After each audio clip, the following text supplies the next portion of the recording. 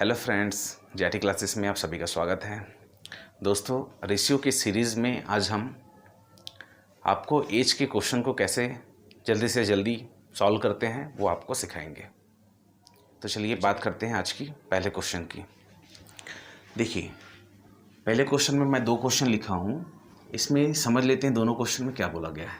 ठीक है, इसमें बोला गया है कि ए और बी की आयु का जो अनुपात है 3:2 है तथा दोनों की आयु का जो अंतर है 5 वर्ष हो तो दोनों की आयु ज्ञात कीजिए। ठीक है, एक क्वेश्चन ये हो गया और एक क्वेश्चन और है। देखो, दोनों सेम है। 2 छात्रों की आयु क्रमशः 3:2 है तथा एक दूसरे से 5 वर्ष बड़ा है, तो छोटे छात्र की आयु कितनी है। ठीक है, इसको 2 तरीके से हल करेंगे। मैं आपको बताता हूँ शॉर्ट में कैसे हल कर सकते हैं। तो ये देखिए आज का हमारा पहला क्वेश्चन। ठीक है, तो यहाँ पर ए और बी की आयु बोला है, ए और बी लिख लेते हैं। ठीक है, यहाँ पे भी 2 छात्र बोले हैं, तो वो छात्र जो समझ लो ए और बी हैं। ठीक है, तो उनका जो रेशियो है वो क्या है, रेशियो 3:2 है।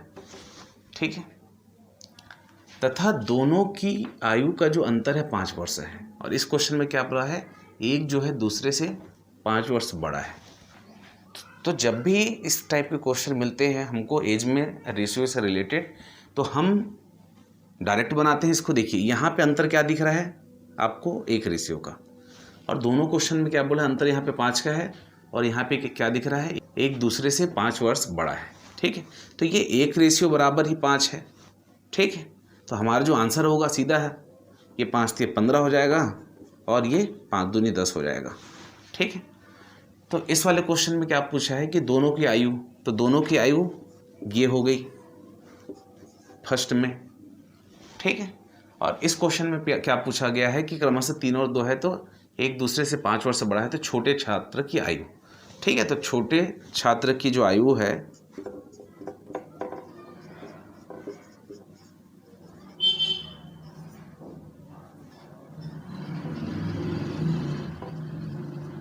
हो जाएगी 10 वर्ष। ठीक है, तो ये हमारा हो जाएगा आंसर। इतना है समझ में। देखिए, इसी को दूसरे तरीके से और कैसे सॉल्व कर सकते हो, एक इक्वेशन से बता देता हूँ। जैसे इस क्वेश्चन में बोला है कि ए और बी की आयु 3:2 है। ठीक है, ए और बी की जो आयु है क्या है, 3:2 है। दोनों की आयु का जो अंतर है 5 वर्ष का है। दोनों की आयु का जो अंतर है वो 5 वर्ष है। तो सबसे पहले तो अब इसके बाद दोनों की आयु ज्ञात करना है। तो इसको एग्जैक्ट वैल्यू में बदलने के लिए एक चर राशि बोला हूँ, इसको लिख देते हैं 3x और ये हो जाएगा 2x। ठीक है, तो प्रश्नानुसार क्वेश्चन के अकॉर्डिंग क्या बोल रहा है, दोनों की आयु का अंतर 5 वर्ष है। दोनों का आयु का अंतर मतलब इसको हम लिख सकते हैं कि ये 3x - 2x = 5। ठीक है, तो इन दोनों की जो आयु है उनका अंतर क्या है, 5 है। ये क्वेश्चन बन गया। तो यहाँ पे आखिर होगा क्या, यहाँ पे 3x में -2x करेंगे तो x = 5 ही आएगा।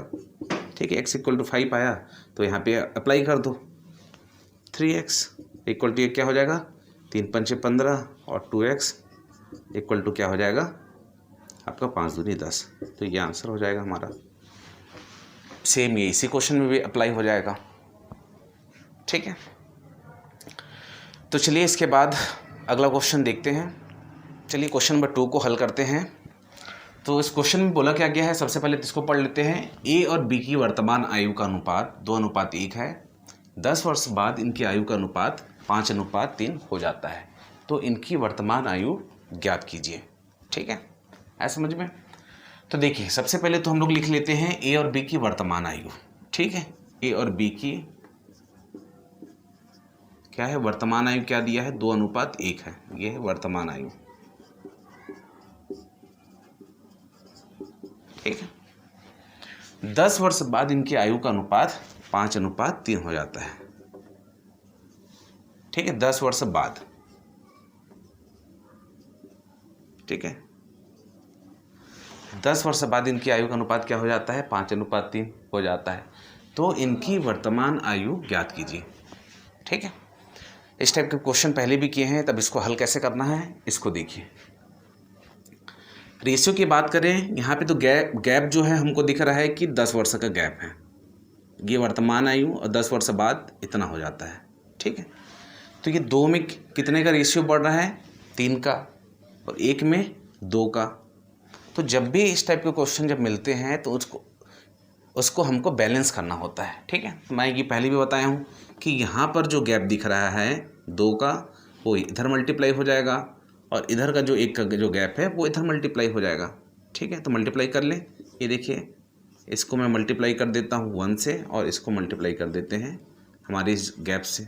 तो क्या आ जाएगा, ये इसको हल करेंगे तो ये हो जाएगा 2 दूनी 4, रेशियो 2 एकम 2, और ये क्या हो जाएगा 5 एकम 5, और ये 3 एकम 3। तो ये बैलेंस हो गया, ठीक है। अब रेशियो में क्या दिख रहा है, अंतर का, 4 में 1 बढ़ के 5, 2 में 1 बढ़ के 3, और यहाँ पे क्या बोल रहा है 10 साल का अंतर। तो जो यहाँ पे रेशियो में 1 का जो अंतर दिख रहा है, तो 1 बराबर ही हम 10 मानेंगे, ठीक है। तो इनकी वर्तमान आयु ज्ञात करिए, तो वर्तमान आयु ज्ञात करिए मतलब ये 10 चौक 40, ठीक है। तो इसका आंसर हो जाएगा कि 4 × 10 हो जाएगा इक्वल टू 40 वर्ष, और ये हो जाएगा 2 × 10 हो जाएगा, तो ये हो जाएगा 10 दूनी 20 वर्ष। तो यही हमारा आंसर हो जाएगा, ठीक है। ए और बी के वर्तमान आयु, तो ये ए का आयु हो गया, और ये जो है बी का आयु हो गया, ठीक है। अब चलिए इसको इक्वेशन में कैसे सॉल्व करते हैं वो भी मैं आपको बता देता हूँ, ठीक है, ताकि आपका बेसिक अच्छे से स्ट्रॉन्ग क्लियर हो जाए। हाँ, अब इसके बाद देखिए इसको, क्वेश्चन में क्या बोला गया है कि ए और बी की वर्तमान आयु, ए और बी की वर्तमान आयु क्या है 2:1, ठीक है। जब भी इस टाइप का इक्वेशन जब बनाना हो तो हम उसको एग्जैक्ट वैल्यू में कन्वर्ट कर लेते हैं। तो एग्जैक्ट वैल्यू में लेने के लिए इसको क्या लिखेंगे 2x, और इसको 1x, ठीक है। तो हम इसको x भी लिख सकते हैं, 1 का कोई मतलब नहीं है, ठीक है। तो इसको मैं लिख देता हूँ x, ठीक है। अब देखिए, अब क्वेश्चन में क्या बोल रहा है कि ये तो हो गया हमारा। अब 10 वर्ष बाद इनकी आयु का अनुपात 5:1 हो जाता है। अब इक्वेशन कैसे बनेगा, 10 वर्ष बाद इनकी आयु का अनुपात 5:3 हो जाता है, ठीक है। तो देखिए इसी को हम लिख सकते हैं, क्या लिखते हैं 2x/x या 1x, ठीक है। तो अभी इक्वेशन कैसे बनेगा, अब इसको देखिए, ये हो जाएगा 2x प्लस कितने साल बाद 10 साल बाद, और यहाँ पे भी क्या हो जाएगा x प्लस कितने साल बाद 10 साल बाद। तब इसका अनुपात क्या हो जाता है आपका 5:3 हो जाता है, ठीक है। यहाँ तक आया समझ में। अब इक्वेशन को सॉल्व करते हैं, तो ये हो जाएगा 3 दूनी 6x plus 30 equal 5x plus 50, ठीक है। तो ये इधर चला जाएगा, तो ये हो जाएगा 6x में 5x माइनस हो जाएगा तो x आ जाएगा, और 50 में 30 माइनस हो जाएगा तो 20 आ जाएगा। तो ये x का वैल्यू आ गया, ठीक है। तो इसमें क्या बोल रहा है, तो इनकी वर्तमान आयु ज्ञात कीजिए। अब वर्तमान आयु ज्ञात करना है तो ये यहाँ पे अप्लाई कर दो, ठीक है। तो ये 2x इक्वल टू क्या हो जाएगा 2 × 20, तो ये क्या हो जाएगा 20 दूनी 40, तो ये किसका निकल गया a का, ठीक है। अब b का देखना है, तो ये x है, तो x की जगह में वैल्यू डायरेक्ट रख देते हैं, तो ये हो जाएगा 20, तो ये निकल गया b का। तो ऐसे हम इसको हल कर सकते हैं। चलिए इसके बाद क्वेश्चन नंबर 3 देखते हैं। इस क्वेश्चन में क्या बोला गया है कि साक्षी और विकास की वर्तमान आयु का अनुपात क्रमशः 9:10 है। 4 वर्ष बाद इनकी आयु का अनुपात क्या हो जाता है 11:12 होगा। तो साक्षी की वर्तमान आयु ज्ञात कीजिए, ठीक है। अब इसको कैसे हल करते हैं वो देखते हैं। तो देखिए यहाँ पे दिया हुआ है साक्षी और विकास का क्या दिया हुआ है वर्तमान आयु कितना है 9:10 है, ठीक है।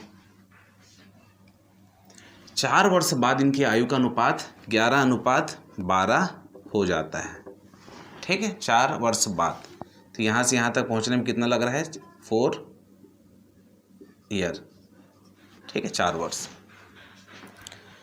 है। क्वेश्चन समझ में। तो देखिए ये यहाँ से यहाँ तक बढ़ रहा है तो 4 वर्ष, लेकिन रेशियो में क्या बढ़ रहा है 9 में 2 बढ़ के 11 और 10 में 2 बढ़ के 12।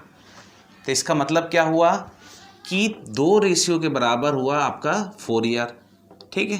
तो 1 रेशियो के बराबर क्या हो जाएगा 4/2, तो 2 एकम 2 दूनी 4, तो 1 रेशियो क्या बराबर क्या आ जाएगा 2, ठीक है। और यही इससे मल्टीप्लाई हो जाएगा साक्षी की वर्तमान आयु, तो साक्षी वर्तमान आयु क्या हो जाएगा, साक्षी की वर्तमान आयु ये हो जाएगा 9 × 2, तो 9 दूनी 18 वर्ष, ठीक है। ये हमारा आंसर हो जाएगा। तो आप ऐसे इसको जल्दी से जल्दी हल कर सकते हैं, इसको और डिटेल में नहीं बता रहा हूँ, ठीक है। अब इसके बाद में हम अगला क्वेश्चन और देखते हैं। चलिए क्वेश्चन नंबर 4 को देखते हैं। इस क्वेश्चन में क्या बोला गया है, सबसे पहले तो वो समझ लेते हैं, ठीक है। कुणाल तथा नीरज की आयु का जो अनुपात है 6:5 है, तथा इनकी आयु का जो योग है 44 वर्ष है। 8 वर्ष बाद इनकी आयु का अनुपात क्या होगा, ठीक है। इस क्वेश्चन को अब हल करते हैं।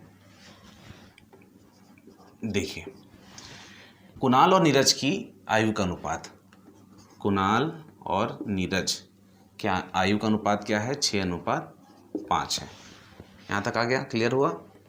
तथा इनकी आयु का जो योग है, ठीक है, वो 44 वर्ष है, ठीक है। तो यहाँ पे क्या करना है, योग 44 वर्ष है, तो हम इन दोनों को जोड़ देते हैं तो क्या हो जाएगा 6 × 5 = 11, ठीक है। आया समझ में।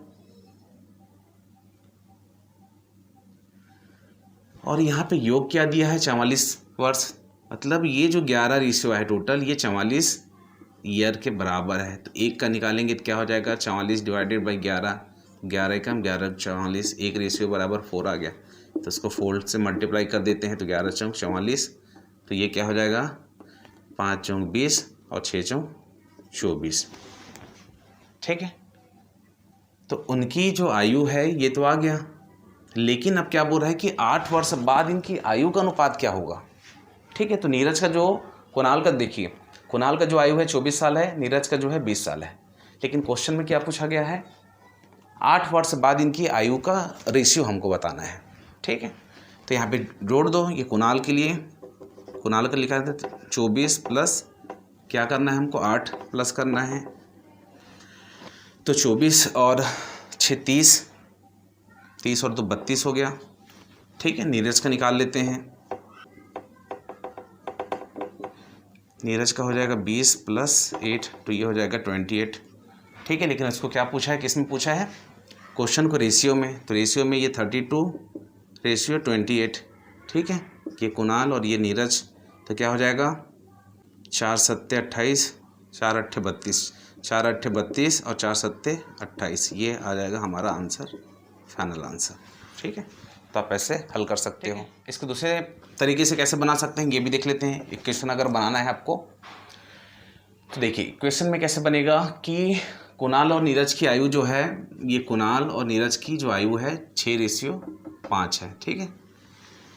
एग्जैक्ट वैल्यू में अगर बदलते हैं तो ये क्या हो जाता है 6x और ये 5x। यहाँ तक आ गया, क्लियर है। देखिए इसके बाद में इनकी आयु का योग जो है 44 वर्ष है, ठीक है। तो इनका जो योग कर देते हैं तो ये क्या हो जाएगा आपका 6x + 5x = 44, ये हमारा इक्वेशन बन गया, समीकरण, ठीक है। तो अब क्या करेंगे इसमें 6 × 5 = 11x = 44, तो x = क्या हो जाएगा 44 = 44, तो x = क्या आ जाएगा 4। यहाँ तक आया समझ में। अब देखिए, अब ये सीधा सीधा निकाल लेते हैं तो ये क्या हो जाएगा, कुणाल का 6x है तो ये क्या हो जाएगा 6 × 24, और नीरज का क्या हो जाएगा 5x है तो ये क्या हो जाएगा 4 × 5 = 20, ठीक है। अब इसमें हमको क्या ऐड करना है, 8 साल बाद पूछा है तो 8 साल ऐड कर देते हैं, तो क्वेश्चन वही बन गया। तो ये आ जाएगा 32 और इसमें ऐड करेंगे तो ये क्या हो जाएगा 28, ठीक है। तो रेशियो में बात करेंगे तो क्या हो जाएगा 4 × 8 = 32, ठीक है, और 4 × 7 = 28, ठीक है। तो ये हमारा आंसर आ जाएगा।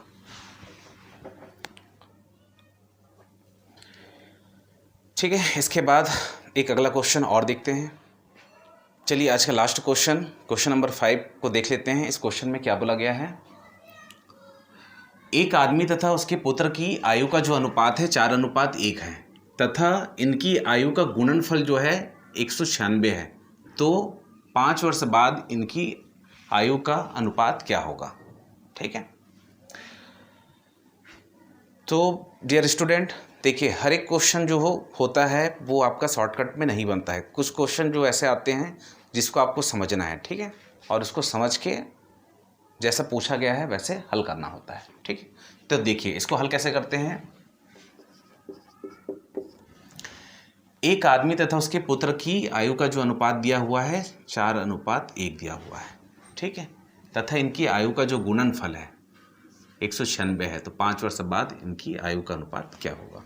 ठीक है, देखिए तो आयु का अनुपात दे दिया है और ये गुणनफल दे दिया है। ठीक है, तो गुणनफल दे दिया है तो हमको कोई एग्जैक्ट वैल्यू चाहिए ताकि हम उसको मल्टीप्लाई करें। ठीक है, तो हम इसी को ले लेते हैं एग्जैक्ट वैल्यू के रूप में, इसको लिख लेते हैं 4x और ये हो जाएगा हमारा 1x। ठीक है, अब प्रश्नानुसार क्वेश्चन में क्या बोला गया है कि इनकी आयु का जो गुणनफल है वो 196 है। ठीक है, तो देखिए तो गुणनफल क्या हो जाएगा, ये 4x, इसको मल्टीप्लाई कर देते हैं, दोनों सेम सेम हो जा रहा है, ये 4x और इसको मल्टीप्लाई कर देते हैं 1x से। ठीक है, गुणनफल क्या है 196 किया गया। तो ये क्या हो जाएगा, इसको करेंगे तो ये हो जाएगा 4x²। ठीक है, और ये क्या हो जाएगा 12 12 144, 144, 13 × 13 हो जाएगा 169 और 14 × 14 होता है आपका 196। ठीक है, 11 11 121। हाँ, तो ये स्क्वायर रूट में आ जाएगा, किसके स्क्वायर रूट में आ जाएगा 14 के।